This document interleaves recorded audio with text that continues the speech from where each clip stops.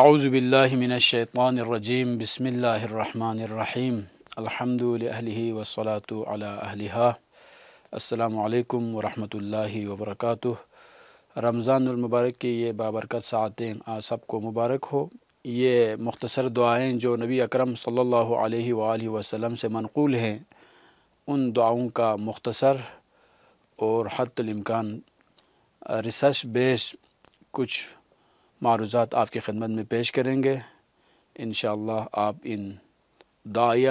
کلمات سے مستفید ہوں گے۔ تو سب سے پہلی جو دعا ہے، روز اول کی جو دعا ہے، جس میں فرماتے ہیں اللہم اجعل صیامی فیہ صیام الصائمین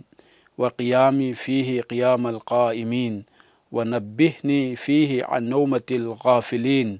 وہب لی جرمی فیہ یا الہ العالمین واعف عنی یا عافیا عن المجرمین۔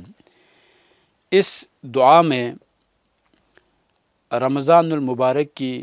جو حقیقی روح ہے، اس روح رمضان کو یہاں پر بیان کیا گیا ہے،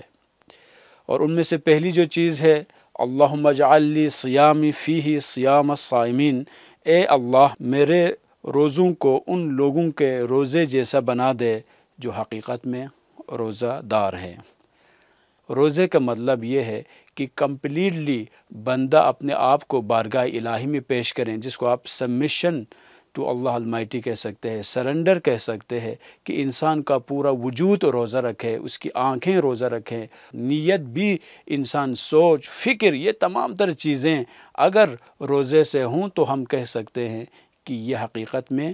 روزہ رکھنے والے انسانوں میں شامل ہے۔ ہمارے معاشرے میں جو روزے کا جو کنسیپٹ ہے وہ یہی ہے کہ صرف ہم کھانے اور پینے کی چیزوں سے اجتناب کریں، لیکن اس دعائیہ جملے میں ارشاد فرما رہے ہیں روزے کا مطلب صرف بھوک اور پیاس نہیں ہے، بلکہ فرما رہے ہیں کہ حقیقت میں جو لوگ روزہ رکھتے ہیں کہ ہمارے روزے ان کے روزوں جیسا ہونا ضروری ہے۔ اور یہ کیسے ہو سکتے ہیں کہ ہم اپنے روزوں کو ان حقیقی روزہ داروں کے روزوں کی طرح کیسے قرار دے سکتے ہیں؟ مختلف احادیث میں اس حقیقت کو واضح کیا ہے۔ مثلا ایک حدیث نبی اکرم صلی اللہ علیہ وآلہ وسلم سے مروی ہے، یہ اہل سنت کی جو کتاب ابن ماجہ میں بھی مروی ہے، اور اسی طرح سے مکتب اہل بیت علیہم السلام کی کتابوں میں بھی متعدد طرق سے یہ روایت مذکور ہے۔ فرماتے ہیں رب صائم لیس لہ من صیامہ الا الجوع ورب قائم لیس لہ من قیامہ الا السحر۔ فرماتے ہیں کہ کتنے ہی روزہ دار ہیں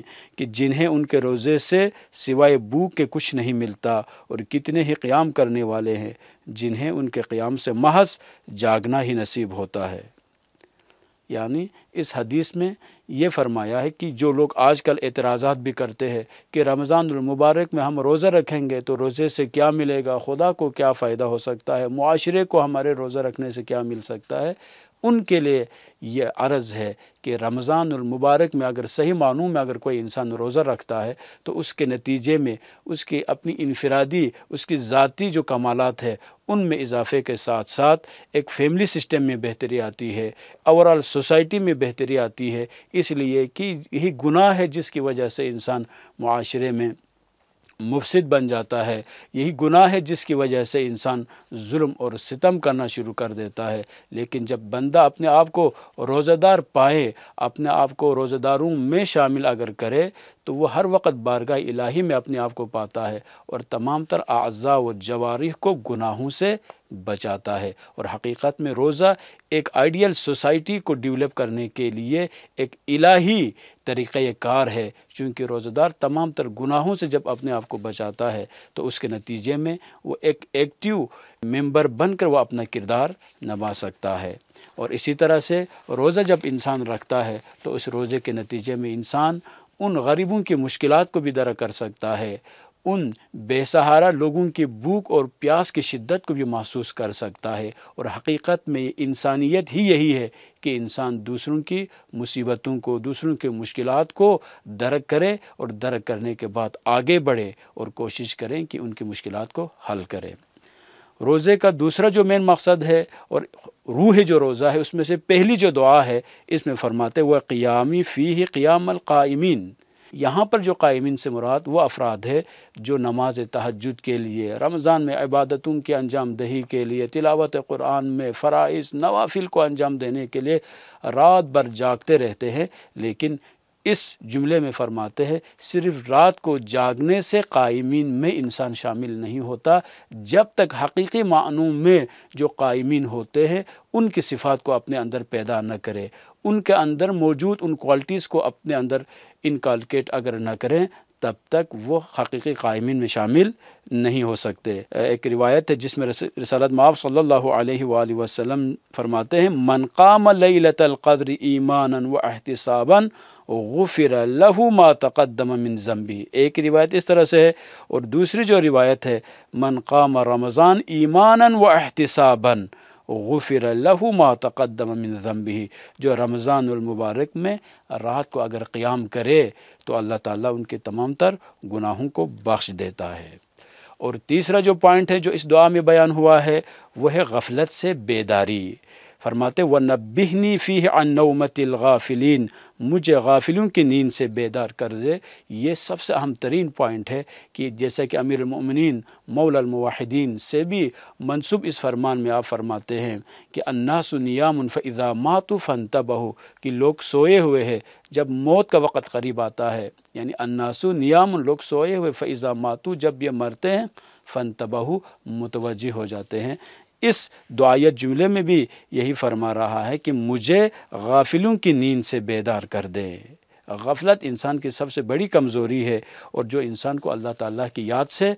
دور کر دیتی ہے۔ تو غفلت سے مراد کیا ہے؟ غفلت کی نیند سے مراد صادق آل محمد علیہ الصلاۃ والسلام سے ایک روایت ہے کہ جس میں آپ ارشاد فرماتے ہیں غفلت کی نیند سے مراد یہ ہے کہ انسان واجبات، نوافل، مستحبات، ان تمام تر چیزوں کو چھوڑ کر، چونکہ یہ عبادت کا مہینہ ہے، صرف انسان کی کنسنٹریشن ہے، صرف انسان کی جو توجہ ہے، اسی توجہ کے نتیجے میں بھی انسان ثواب کما سکتا ہے۔ لہٰذا اس مہینے میں سب سے اہم ترین جو چیز ہے، ہم اپنے آپ کو غافلین میں شمار نہ کریں، بلکہ غفلت کی نیند سے بیدار ہو جائیں اور اپنی زندگی کے بارے میں ہم سوچیں کہ یہ لمحات، یہ زندگی کے قیمتی ترین اوقات، اس میں صرف توجہ رہے کہ ہم کسی کے مخلوق ہے، ہم نے کسی کے بارگاہ میں جانا ہے، اور ہم جو بھی عمل انجام دیتے ہیں ان اعمال کے بدلے میں ہمیں یا ثواب ملے گا یا اس کے بدلے میں سزا ملے گی۔ اگر انسان رسپانسبل بن جاتا ہے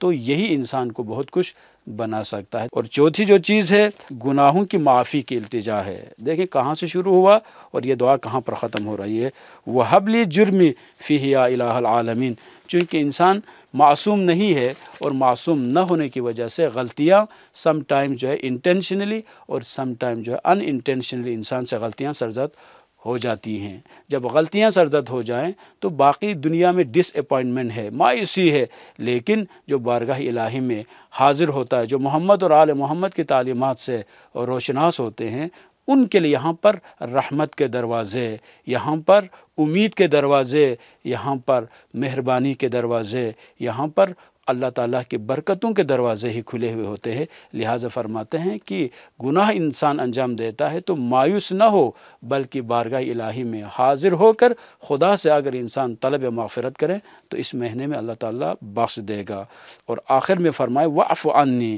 یا عَافِيًا عَنِ الْمُجْرِمِينَ، مجھے معاف فرما اے وہ ذات جو مجرموں کو معاف کر دیتا ہے۔ تاریخ کا مطالعہ کریں، کتنے ایسے لوگ تھے جو بڑے بڑے گناہ انجام دیتے تھے، لیکن صدق دل سے جب انہوں نے توبہ کی تو اللہ تعالیٰ نے نہ صرف ان کو معاف کیا بلکہ آنے والی نسلوں کے لیے ان کو ایز اے رول ماڈل ان کو یاد رکھا۔ مختلف تذکرے قرآن اور احادیث میں آپ کو مل جاتے ہیں۔ پس خلاصہ ہم یوں کہہ سکتے ہیں اس مہینے میں پہلا جو دن ہے اس میں 5 پوائنٹس اس حدیث میں بیان ہوئے ہیں۔ سب سے پہلے حقیقی روزہ، حقیقی روزہ بھوک اور پیاس سے زیادہ دل و دماغ کو گناہوں سے محفوظ رکھنا ہے۔ دوسرا پوائنٹ قیام اللیل ہے، رات کی عبادت کو اخلاص اور خشوع کے ساتھ ادا کرنا۔